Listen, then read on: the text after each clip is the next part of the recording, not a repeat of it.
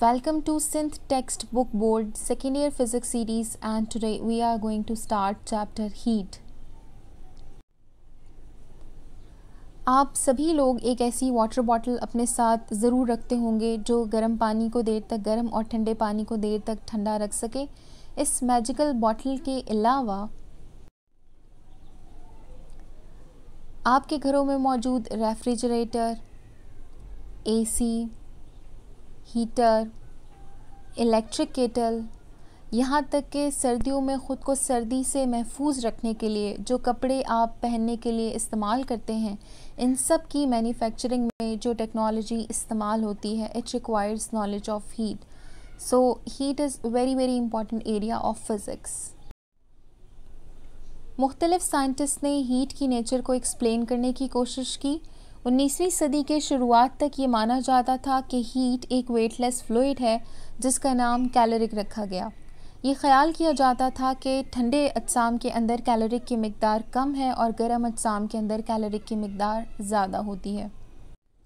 अगर कोई ऑब्जेक्ट गर्म से ठंडा हो रहा होता है तो कैलोरिक को लूज़ कर जाएगा, और अगर कोई ऑब्जेक्ट ठंडे से गर्म हो रहा है तो उसके पास कैलोरिक बढ़ती जाएगी. आप इस तस्वीर में देख सकते हैं कि ये एक ऑब्जेक्ट है जिसके पास 8 कैलोरिक पार्टिकल्स हैं. अगर ये कुछ कैलोरिक पार्टिकल्स को लूज़ करेगा तो ये कॉन्ट्रैक्ट हो जाएगा, ठंडा हो जाएगा. और अगर ये एक ठंडा ऑब्जेक्ट है और इसके पास कम कैलोरिक पार्टिकल हैं तो जब इसमें कैलोरिक ऐड होंगी तो ये एक्सपेंड हो जाएगा और ये गर्म हो जाएगा. कैलोरिक थ्योरी को बहुत अरसे तक सही माना जाता रहा क्योंकि ये हीट के हवाले से डिफरेंट प्रोसेस को एक्सप्लेन कर सकती थी, जैसा कि conduction and mixing of substances in a calorimeter. फिर एक साइंटिस्ट काउंट रमफर्ड ने इस कैलोरिक थ्योरी को चैलेंज किया. काउंट रमफर्ड एक ब्रिटिश साइंटिस्ट थे, अमेरिकन बॉर्न ब्रिटिश साइंटिस्ट थे. इनका नाम बेंजामिन थॉमसन काउंट रमफर्ड था. ब्रिटिश फोर्सेस में कमांडिंग ऑफिसर थे और अपने काम के दौरान उन्होंने ऐसे बहुत से फिनोमिनन ऑब्जर्व किए कैलोरिक थ्योरी जिनको एक्सप्लेन नहीं कर सकती थी. इनका एक फेमस एक्सपेरिमेंट है जिसको कैनन बोरिंग एक्सपेरिमेंट के नाम से जाना जाता है. उसने पुरानी कैलोरिक थ्योरी पर बहुत से सवालिया निशान लगा दिए. हुआ कुछ यूँ कि म्यूनिख में बवेरियन आर्मी के लिए काम करने के दौरान उन्होंने ब्रास से बनी हुई तोप की ड्रिलिंग होते देखी. ड्रिलिंग के दौरान बहुत बड़ी अमाउंट में हीट इवॉल्व हो रही थी. ये क्वांटिटी में इतनी ज़्यादा थी कि इसकी मदद से बहुत बड़ी मिकदार में पानी को बॉयल किया जा सकता था. कैलोरिक थ्योरी के मुताबिक जो बोरिंग टूल था वो एक्चुअली स्क्वीज़ कर रहा था कैलोरिक को उस तोप में से, और इस तरह से मेटल में से कैलोरिक बाहर आ रही थी. ड्रिलिंग के दौरान कुछ मेटल पीसेस थे जो ज़मीन पर गिर रहे थे. रमफर्ड ने उन टुकड़ों पर और असल मेटल दोनों पर डिफरेंट तरह के एक्सपेरिमेंट किए, जैसे कि स्पेसिफिक हीट मालूम करना. जब उसने मुख्तलिफ तजर्बात किए तो उसको ये पता चला कि दोनों चीज़ों में, यानी उन मेटल के पीसेस में और उस ओरिजिनल मेटल में कोई डिफरेंस नहीं था in respect to their ability to hold और गिव ऑफ हीट, यानी दोनों ही सेम थे. फिर उसने एक डल ड्रिल ली, एक डल ड्रिल का इस्तेमाल किया, और डल ड्रिल का मतलब ये कि वो रोटेट कर सकती थी लेकिन सुराख नहीं हो रहा था उससे. तो जब उसने उस डल ड्रिल का इस्तेमाल किया तो फिर भी यही हुआ कि बहुत बड़ी क्वांटिटी में हीट इवॉल्व हुई. अब रमफर्ड ने ये ख्याल पेश किया कि एक चीज़ जो कि इतनी बड़ी अमाउंट में पैदा हो रही है विदाउट एनी लिमिटेशन, वो कोई सब्सटेंस नहीं हो सकती, जैसा कि कैलोरिक थ्योरी में हीट को समझा जाता था. रमफर्ड का एक्सपेरिमेंट मुकम्मल तौर पर कैलोरिक थ्योरी को गलत साबित ना कर सका, फिर भी उसने उस थ्योरी पर क्वेश्चन मार्क ज़रूर लगा दिए. रमफर्ड के अलावा जूल्स ने भी मुख्तलिफ एक्सपेरिमेंट्स किए, और इन्हीं एक्सपेरिमेंट्स की बुनियाद पर साइंटिस्ट हीट को interpret कर सके as a form of energy. And now we define heat as the energy transferred from one body to the other because of temperature difference in them. It is a form of energy in transit. हम ये समझते हैं कि जो heat है वो एक energy है जो कि एक हॉट बॉडी से कोल्ड बॉडी की तरफ ट्रैवल करती है. हीट एक दफ़ा किसी ऑब्जेक्ट में ट्रांसफ़र हो जाए तो फिर ये उसकी इंटरनल एनर्जी बन जाती है, और इंटरनल एनर्जी को हम कहते हैं कि ये सम है तमाम माइक्रोस्कोपिक काइनेटिक और पोटेंशियल एनर्जीज़ का एक बॉडी के मॉलिक्यूल्स की. हीट की डेफिनेशन के बाद अब हम बढ़ते हैं हीट के डिफरेंट यूनिट्स की तरफ. तो हीट के जो कॉमन यूनिट्स हैं जिनमें हम हीट को मेजर करते हैं, उनमें से एक है ब्रिटिश थर्मल यूनिट, कैलोरी और joule. SI unit of heat is joule.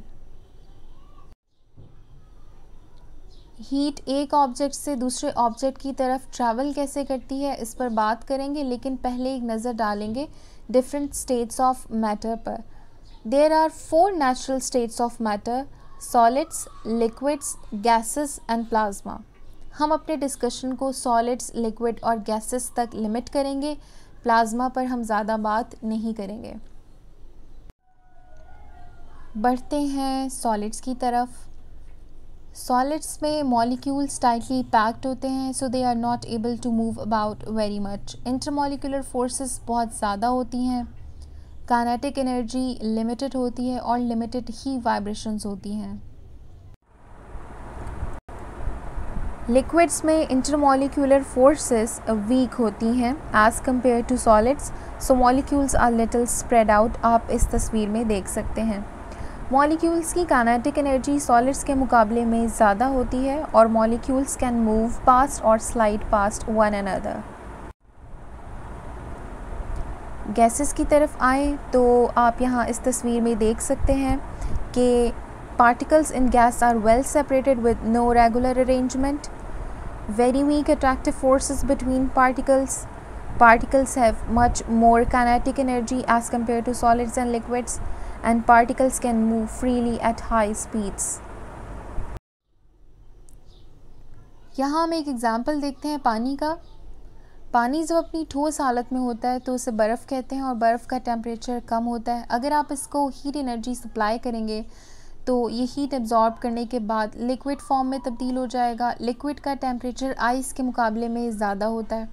फिर अगर आप मज़ीद हीट एनर्जी इसको प्रोवाइड करें तो ये अपनी गैशियस फॉर्म यानी स्टीम की हालत में चला जाता है और स्टीम का टेम्परेचर इन दोनों हालतों से ज़्यादा होता है।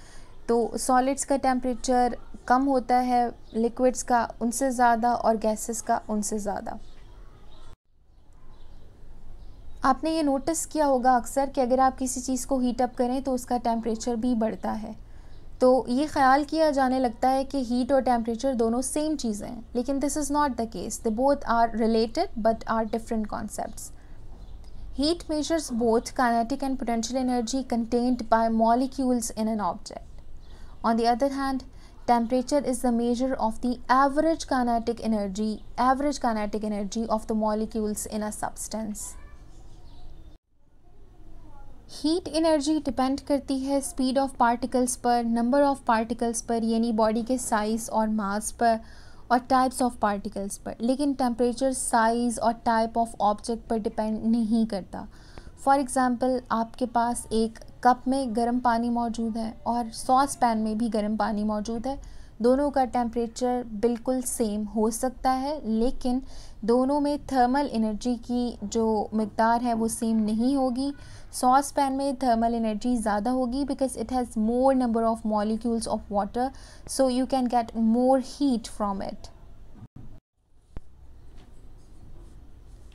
यहाँ तक पहुँचने पर हमें टेम्परेचर की कुछ डेफिनेशंस मिल चुकी हैं, जैसा कि डिग्री ऑफ हॉटनेस और कोल्डनेस ऑफ अ बॉडी, और temperature is a physical property that determines the direction of flow of heat, और the average kinetic energy of molecules of a gas determines temperature. SI unit of temperature is Kelvin.